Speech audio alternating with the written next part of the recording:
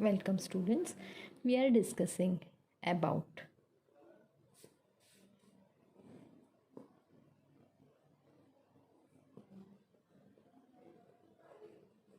superconductivity. The phenomena of superconductivity was first observed in the year 1911 by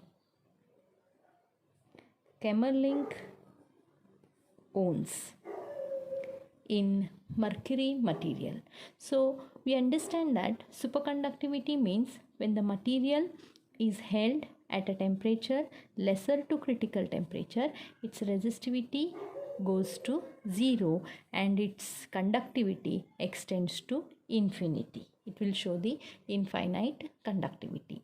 The theory behind the superconductivity phenomena was first explained in 1957 by three of the scientists, Bardeen, Cooper and Schrieffer, and this theory was accepted and awarded with Nobel Prize. So this theory is commonly known as Bcs theory for superconductivity.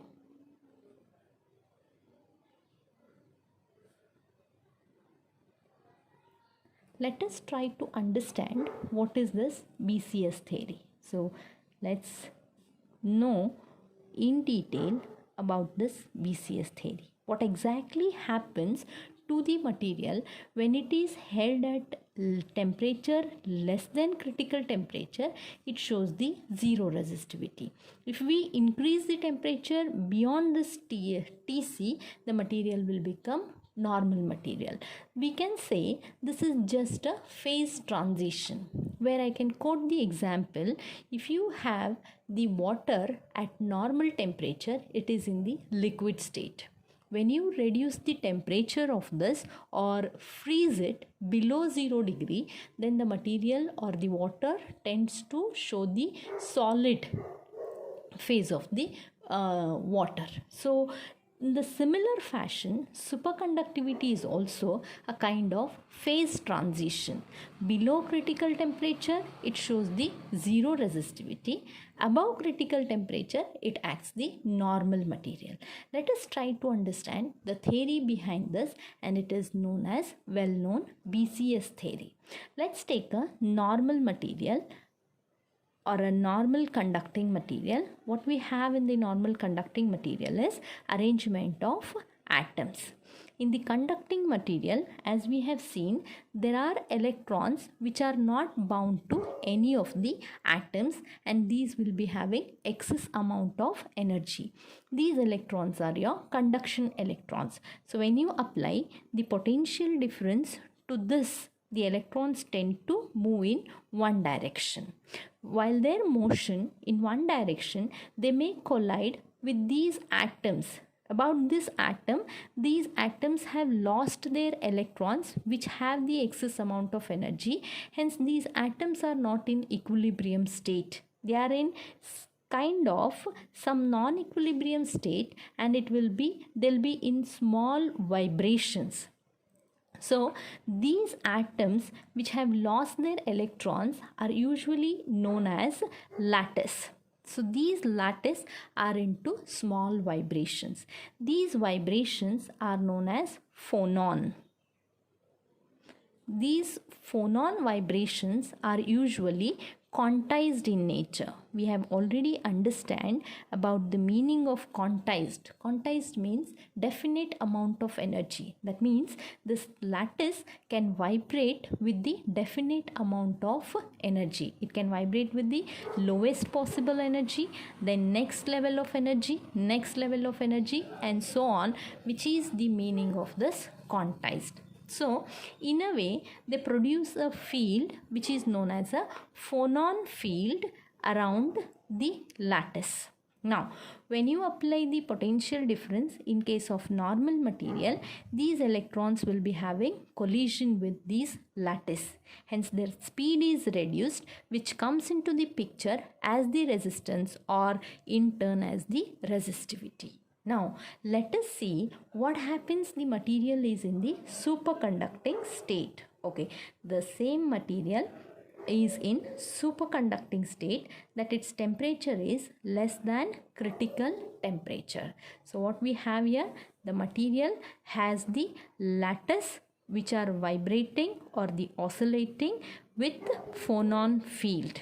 Now the BCS theory tells us that any electron, if I take the electron here which is negatively charged, will be attracted to this field.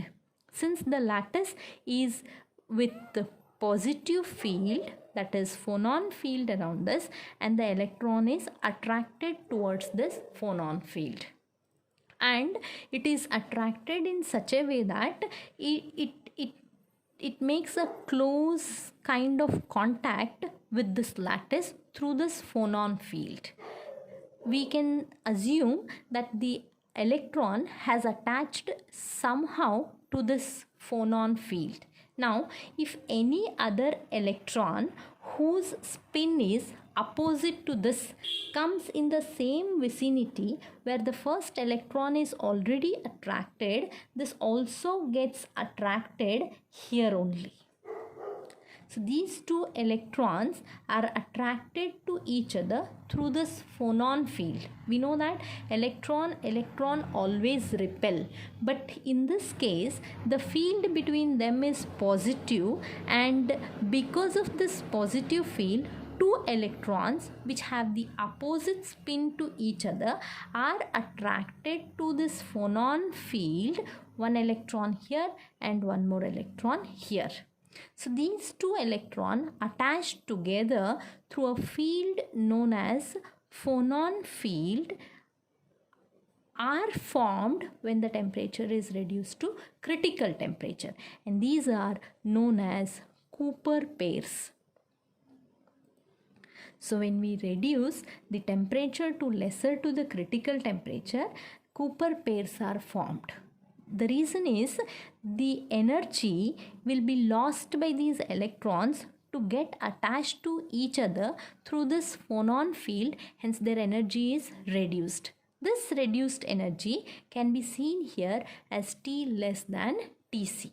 So when we hold the temperature lesser to critical temperature, such number of Cooper pairs, n number of Cooper pairs are formed inside the material. Now when you apply the potential difference to this, these Cooper pair start floating. Again, to understand this, we need a quantum mechanical approach. So in quantum mechanics, we have seen that if there is an electron, this electron, when it is moving, it is associated with the wave function. Now our electrons are not single. In case of the superconducting state, they are attached to one another through this phonon field, forming the Cooper pair. So we should look to these two electrons as the single entity. It is no more two separate electrons now. It is the single entity attached with two electrons through the phonon field. Hence each Cooper pair is associated with the one wave function. So when you reduce this temperature, such number of Cooper pairs are formed inside the material. Hence each Cooper pair is associated with the wave function. Such n number of wave function extend over the material. So when we apply the potential difference, now these electrons will not move as the single entity. They will join together and they will float inside the material. So this floating of the material floating of the Cooper pairs will no more cause any kind of collision with lattice or with the other electrons present in the material. Hence the resistivity of the material goes to 0 and its conductivity extends to infinity. Now what if you increase the temperature greater to critical temperature? Once you give the temperature to this, you are nothing but you are giving the energy to the material. When you give the energy to the material, these Cooper pairs will acquire that amount of energy. If their energy is increased, they will no more remain as bound to each other through this phonon field. They will break the bounding between them and they become the normal electrons, and the material behaves as the normal material. So what we understand in BCS theory is very important. The Cooper pairs, two electrons with opposite field, are attracted through the phonon field and they are held through the phonon field. So this reduces the energy of the electron. Now we need to look this as a quantum mechanical approach as a single entity, and it is associated with the wave function, single wave function for one Cooper pair. Such n number of Cooper pairs are formed inside the material. When we apply the potential difference, the Cooper pair float through the material without encountering any kind of collision, which leads to the zero resistivity and infinite conductivity. So this was the theory proposed by Bardeen, Cooper and Schrieffer, and it is known as BCS theory. So we understand why only the Cooper pairs are formed at the temperature lesser to the critical temperature. If you give the energy to the material, material will act as the normal material. Thank you.